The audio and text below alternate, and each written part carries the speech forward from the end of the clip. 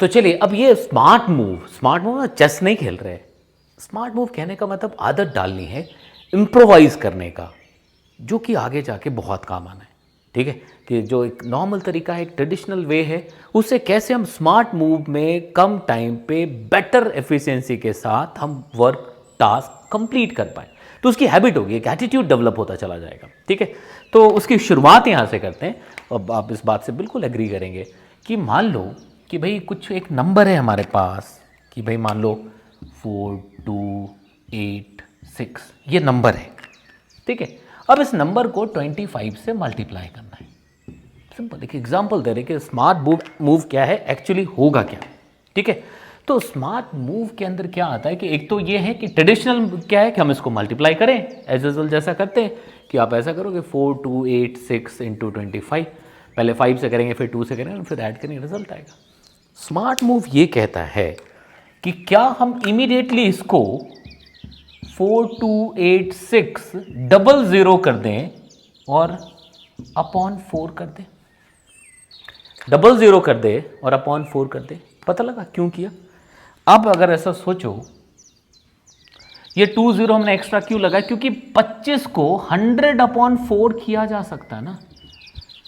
25 को 100 अपॉन 4 किया जा सकता है, तो 100 अपॉन 4 किया जा सकता है, तो ये बेटर होगा ना। ये कंपेरेटिवली ईजियर टास्क है ना, कि आप इसको करते और इसको करना है, इसको करते और इसको करना, कंपेरेटिवली बेटर ऑप्शन है। अब इसको कर दीजिए 4,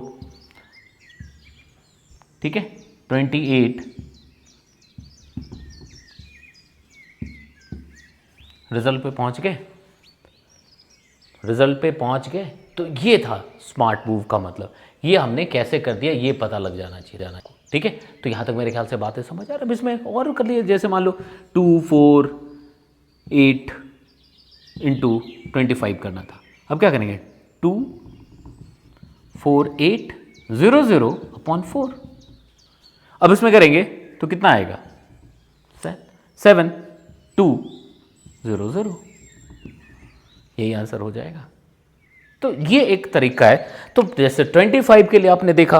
अब अगर मान लो कि अगर कहीं पे 3 4 8 2 5 है ना, इनटू अगर 5 करना होता, मान लेते हैं 5 करना होता, तो बेटर है ना कि 5 से मल्टीप्लाई करने से बेटर है उसको 2 से डिवाइड कर दें। तो 3 4 8 2 5 एक 0 लगाया और 2 से डिवाइड कर दिया। ये कंपैरेटिवली इजियर टास्क है।